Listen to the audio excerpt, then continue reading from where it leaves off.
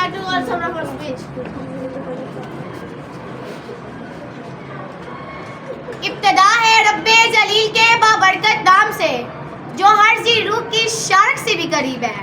جناب صدر، محترم اساتذہ کرام اور میرے ہم مکتب ساتھیوں، السلام علیکم. وعلیکم السلام. آج مجھے جس موضوع پر لب کشائی کرنے کا موقع ملا ہے اس کا عنوان ہے یوم پاکستان.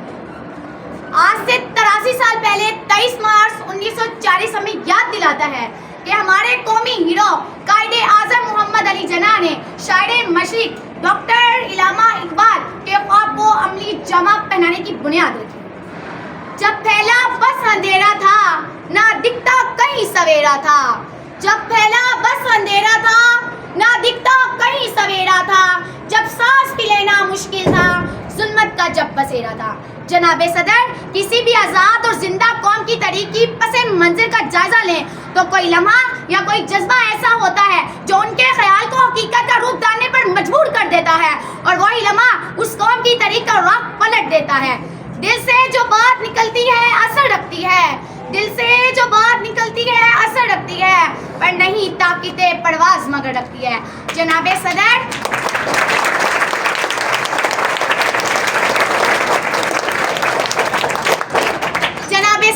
یہ بات اس وقت کی ہے جب مسلمان ظلم کی چکی میں پس رہے تھے اور انگریزوں کی بیجا زیادتیوں نے ثابت کر دیا تھا کہ مسلمان اور ہندوستان دو الگ الگ قومیں ہیں. ان کے نظریات، افکار اور رسم و رواج الگ ہیں. ہندو قوم تعصب پرست ہے. انہوں نے اپنی مکاریوں سے مسلمانوں کو کانگریس کی جال میں پھنسا رکھا تھا.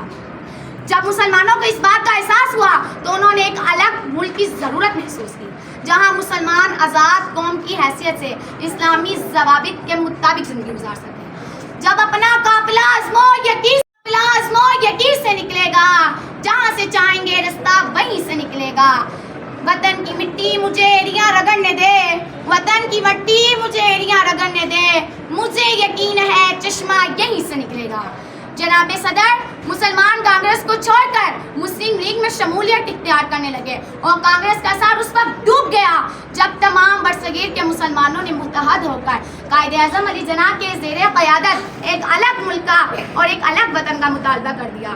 خدا نے آج تک اس قوم کی حالت نہ بدلی. خدا نے آج تک اس قوم کی حالت نہیں بدلی. نہ ہو جس کو خیال آپ اپنی حالت بدلنے کا. جناب صدر، ہندو اور انگریزوں کے تمام تر سازشوں کے باوجود قائد اعظم محمد علی جناح ڈاکٹر علامہ اقبال کے خواب کی تعمیر کے لیے کوشاں رہے. جنوبی ایشیا کے مسلمانوں نے غلامی کی زنجیریں کاٹنے اور ریاست کے اس حصول پر پرعزم فیصلہ کیا اور 23 مارچ 1940 کو قرارداد منظور کیا جس کو قرارداد پاکستان کے نام سے یاد کیا جاتا ہے. لاہور کے منٹو پارک میں مسلمانوں کا ٹھاٹھا مارتا سمندر اور ہندوستان کی فضاؤں میں اللہ اکبر کے فلک شغاف نعروں کی گونج مسلمانوں کی آہنی جذبوں اور فولادی ارادوں نے وطن عزیز کی بنیاد رکھی. اس قرارداد نے مسلمانوں کو منزل کے بسا شعور دیا اور 14 اگست 1947 پاکستان مرز وجود میں آیا. خدا کرے کہ میری عرض پاک پر اترے، خدا کرے میری عرض پاک پر اترے وہ فضل گل جسے اندیشہ زوال نہ ہو. آخر میں اس تقریر کا اختتام اس شعر سے کروں گی. یہ سورج یہ ستاروں کا جہاں کوئی نہیں رہے گا، یہ سورج یہ ستاروں کا جہاں کوئی نہیں رہے گا. زمین کھوگی تو تم کو کوئی ایمان نہیں دے گا. یہ وطن مٹ گیا تو تم بھی مٹ جاؤ گے نادانو. یہ وطن مٹ گیا تو تم بھی مٹ جاؤ گے نادانو. اسی کو زندگی سمجھو، اسی کو زندگی مانو کہ پاکستان سے باہر تمہارا کچھ نہیں یارو، کہ پاکستان سے باہر